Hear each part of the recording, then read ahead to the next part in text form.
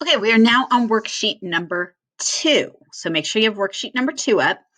And in this exercise, what we're going to do is we are going to calculate our variable income statement for 3 products A, B, and C. And then for each product, we are going to do the calculations to convert variable net income to absorption net income. And then we're going to go ahead and calculate the absorption net income kind of the old way, the way we did it in the previous videos, just to make sure that we have the right answer, to check our work. All right, so to start off with, we are going to calculate our variable cost per unit. And this is product cost and our absorption product cost per unit. So 15 for variable for direct materials, 30 for direct labor, 17 for for variable overhead, and 0 for fixed overhead, because we do not include fixed overhead and product costs for variable. Okay, let's get that out of the way. All right, for absorption, it's going to be exactly the same. 15 for direct materials, 30 for direct labor, 17 for variable overhead, but we are going to include fixed overhead. And the fixed overhead is going to be the 1.2 million divided by the number of units we produced, which is 150,000. Okay, so it's going to be 8. And then we're going to add that up. So our product cost per unit is going to be $70 under absorption. All right, so let's go do our variable costing. Our variable costing, we sold 130,000. So 130, actually, I'm going to go ahead and link that. We sold 130, and we're going to multiply that by our price per unit, which is $100. So we have $13 million in sales. Our direct materials is going to be the number of units sold, 130,000, times our direct materials cost per unit of 15. Direct labor will be the units sold, 130, times the direct labor cost per unit of 30. So that's going to give us 3.9 million. Our variable overhead is going to be the 130 units we sold times variable cost per unit of 17, for a total of 2,210,000. Our variable S&A, which again is not a product cost, but we do include it in the variable cost section of the variable income statement, is units sold 130,000 times our variable cost per unit, variable S&A per unit, or sales and administrative, of $3, for a total of 390,000. Okay, so we're going to add up our variable costs to get total variable costs of 8,450,000.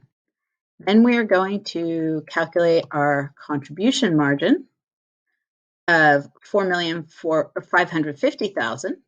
Then we're going to put in our overhead, our fixed overhead of 1.2 million, and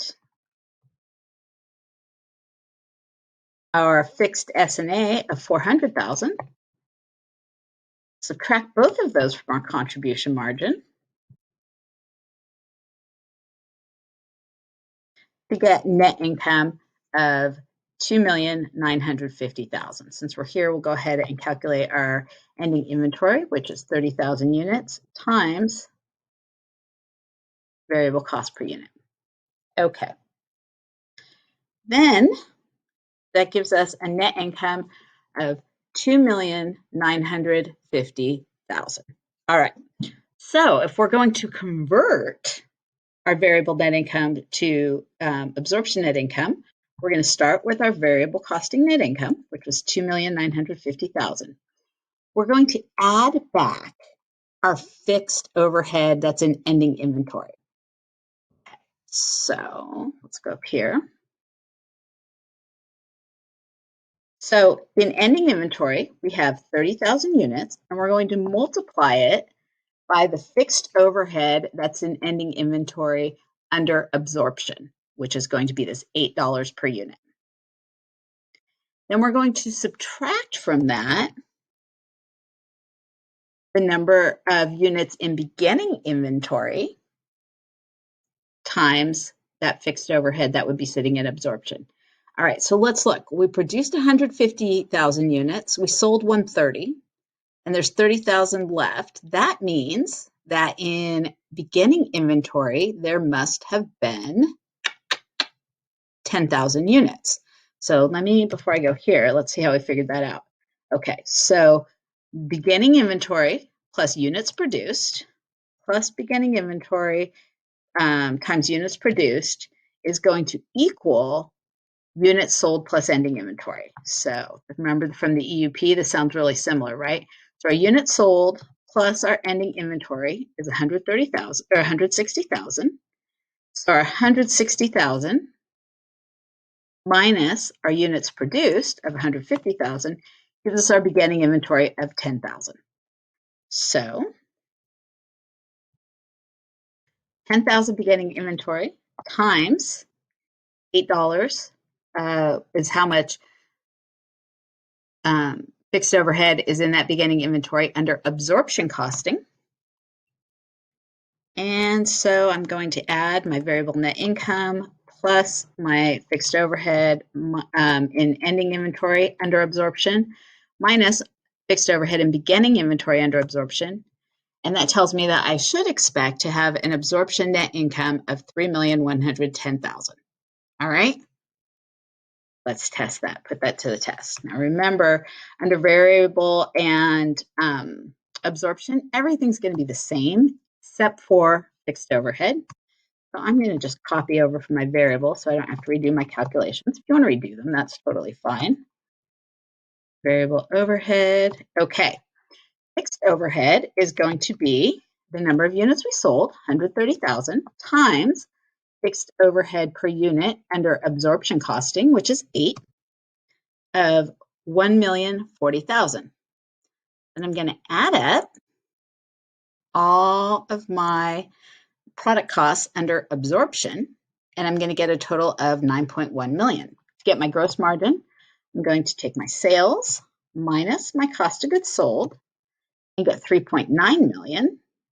And then I'm going to subtract my variable S&A, which was 390,000. And I'm going to subtract my fixed S&A, which is 400,000 a year. And when I take my gross margin of 3.9 million and I subtract my variable S&A of 390 and I subtract my fixed S&A of 400,000, I get absorption net income of 110,000, which is exactly what I calculated when I did the quick conversion. Really quick, I'm just going to do my ending inventory because it's on this worksheet, although that's not as critical for what we're doing here. And I've got 210,000 sitting in net income or in ending inventory under absorption. Okay, so that's how we do it. We take our variable, we calculate our variable net income.